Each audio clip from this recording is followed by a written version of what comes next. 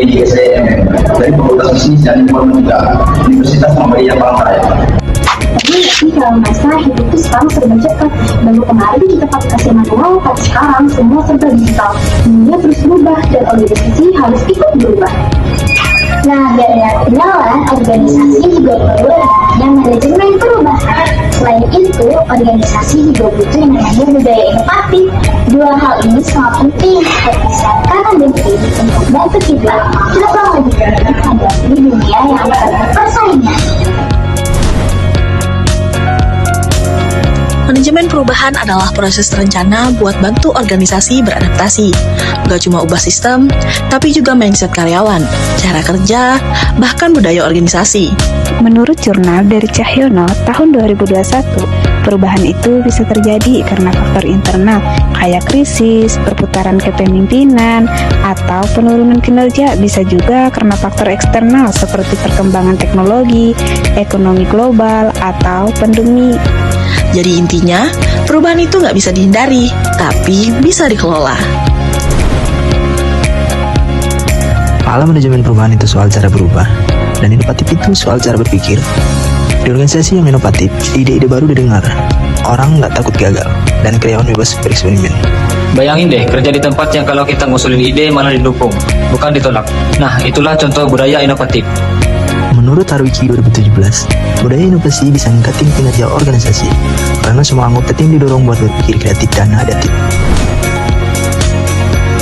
Jadi gini, tanpa manajemen perubahan yang baik, inovasi nggak akan jalan. Dan tanpa budaya inovatif, perubahan juga bakal ditolak. Maka daripada itu, organisasi butuh keduanya. Perubahan dikelola dengan baik, dan budaya kerja dibentuk supaya terbuka sama ide dan pembaruan. Kayak dua tim dalam satu game, kalau satu doang yang kerja, ya nggak menang. Yang pertama, kepemimpinan yang mendukung. Pemimpin harus terbuka, komunikatif, dan siap jadi contoh. Kedua, komunikasi jelas. Karyawan perlu tahu kenapa harus berubah, jangan asal suruh. Ketiga, pemberdayaan tim.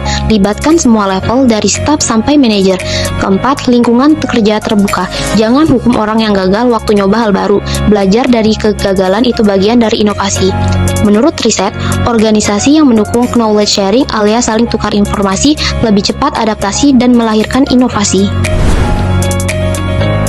Coba kita lihat contoh nyata. Perusahaan seperti Gojek, awalnya cuma startup kecil, tapi karena punya budaya inovatif dan selalu siap berubah, mereka bisa tumbuh jadi raksasa teknologi. Di dunia pendidikan juga gitu. Kampus-kampus sekarang mulai pakai sistem habit learning, teknologi AI, dan platform digital buat belajar. Itu semua hasil dari keberanian buat berubah dan terus berinovasi. Kesimpulannya, di zaman sekarang organisasi yang bisa berubah ya siap-siap ditinggal. Manajemen perubahan membantu kita menghadapi tantangan, budaya inovatif bantu kita menghadapi masa depan.